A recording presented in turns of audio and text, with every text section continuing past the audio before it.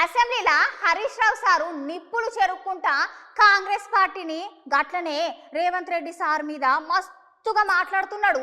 Congress party అధికారంలోకి వచ్చి 8 నెలలు అయినా సూత ఇప్పటి వరకు ఎన్నెన్ని అఘాయిత్యాలు జరిగినాయో చెప్తున్నాడు. మళ్ళొకసారి మీరు కూడా వినుండ్రి.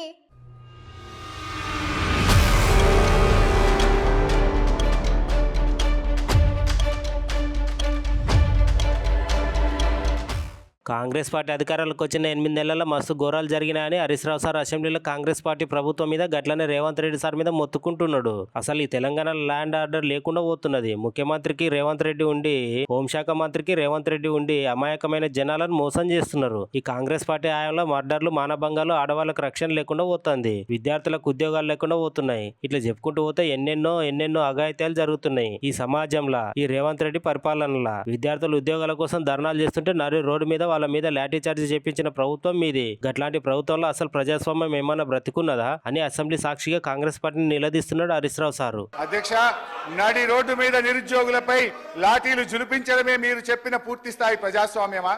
ఆర్ట్స్ కాలేజీలో జరుగుతున్న లాఠీ చార్జిని చిత్రీకరిస్తున్న జర్నలిస్టును అసభ్య పదజాలంతో బూతులు తిట్టి కొట్టడమేనా కాంగ్రెస్ మార్కు ప్రజాపాలన?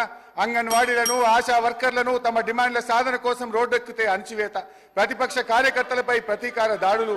మొత్తం మీద కాంగ్రెస్ పార్టీ తెచ్చిన మార్పు ఎట్లా ఉందంటే, విద్యార్థినీలకు ఇస్తామన్న స్కూటీలలో లేదు, పోలీసులు విచ్చలవిడిగా ప్రయోగిస్తున్న లాఠీలా ఉంది. అధ్యక్ష, హరీష్ రావు గారు కన్క్లూడ్ చేయండి. టైం అయిపోయింది, కన్క్లూడ్ చేయండి. సార్ అట్లా కాదు సార్, 15 నిమిషాలు.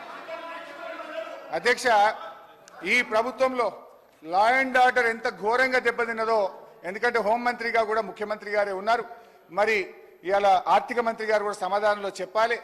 ఈ ప్రభుత్వం వచ్చిన 8 నెలల కాలంలో లా అండ్ ఆర్డర్ బాగా దెబ్బతిన్నది. అధ్యక్ష, మర్డర్లు ఈ ప్రభుత్వం వచ్చిన తర్వాత మన ఈ 8 నెలల కాలంలో 500 మర్డర్లు జరిగినాయి. అధ్యక్ష, dacoities 60, robberies 400, theft cases 10,000, rape cases 1800 rape కేసులు అయినాయి. అధ్యక్ష, పోయిన జూన్ నెలలో ఒక్కటే జూన్ నెలలో ఒక హైదరాబాద్ నగరంలో 28